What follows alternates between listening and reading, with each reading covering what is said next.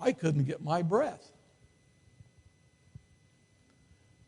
Pat, it's scary.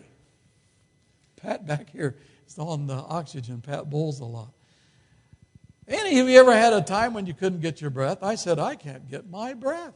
And so Doris took me up to the immediate care, and they said, your heart is having a fibrillation. What? Well, I had exercised really, really hard about the day before, and I think I threw myself into that situation. I've learned to take exercise a little more easily. Get back from Florida, not to work so hard right away, splitting wood or whatever it was. And so I had this heart fibrillation, went to the immediate care, and here it was on the EKG. And I'm going, I can't get my breath. So then Doris took me up to IU West, and by that time my heart was going just fine.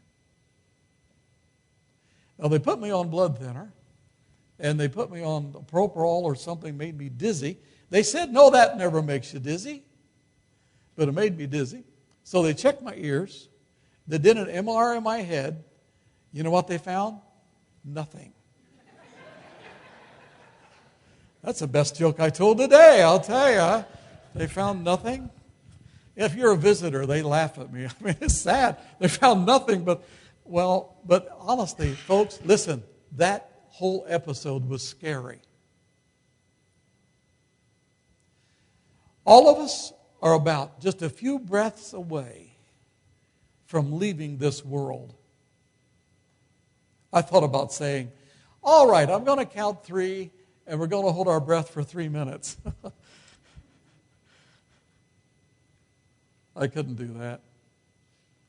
But just, if we try that, just call the ambulance now, you know, I mean, oh goodness, you can't hold your breath. We are that close to going to meet our Maker, going to meet God, and being accountable for what we've said and done, what we've done and what we haven't done,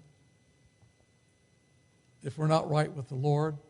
You know, what is really sad, because all through the years in ministry, I've seen people who say, I'm going to become a Christian. I'm going to come to church. I'm going to come forward someday. I'm going to be baptized into Christ someday. And then there's a surgery. Can't be baptized because I got this cast, or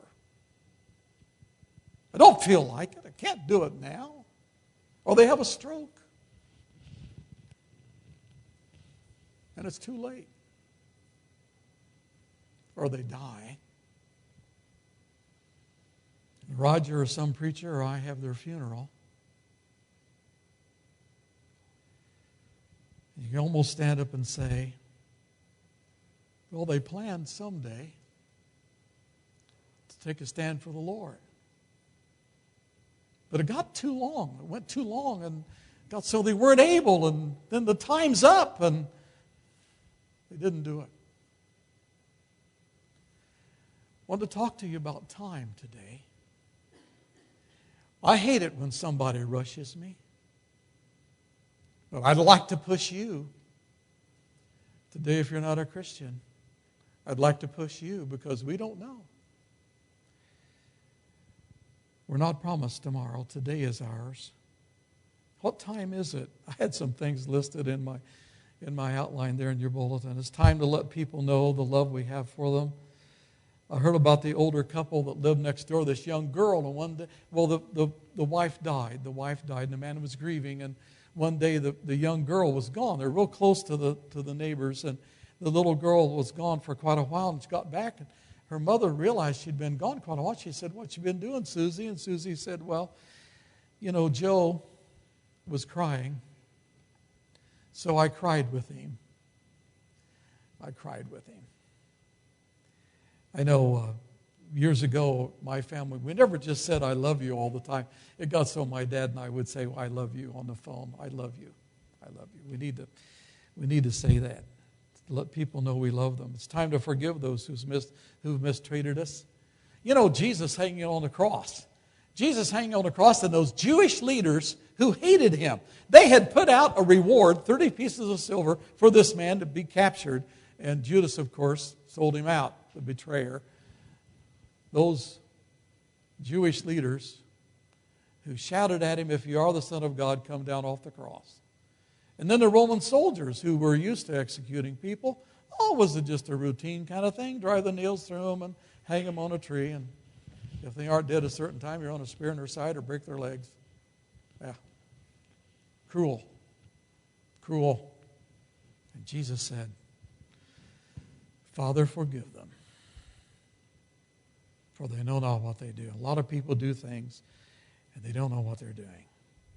It's time to do the good that we know we should. We could put it off, you know. Remember what I said? Just do it. Just do it.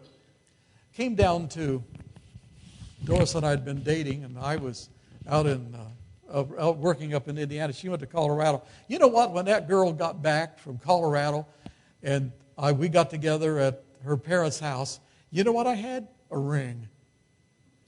By that time, I knew that either I had the flu or I was in love. I'll tell you, I was either sick or in love, you know.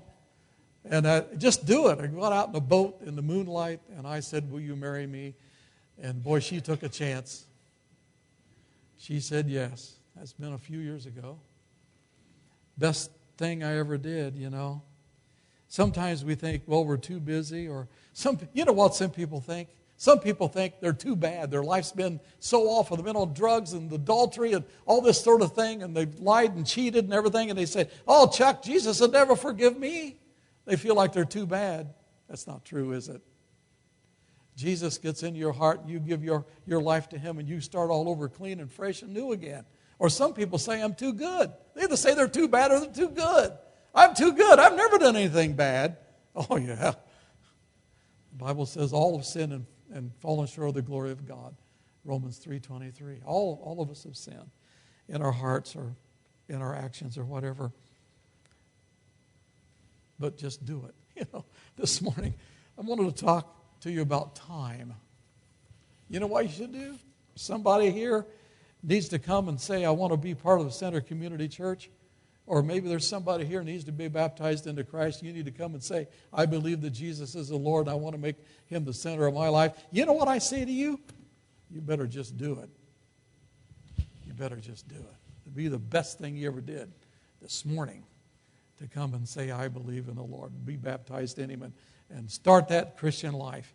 Okay? Would you stand as we sing? Would you come to Jesus today?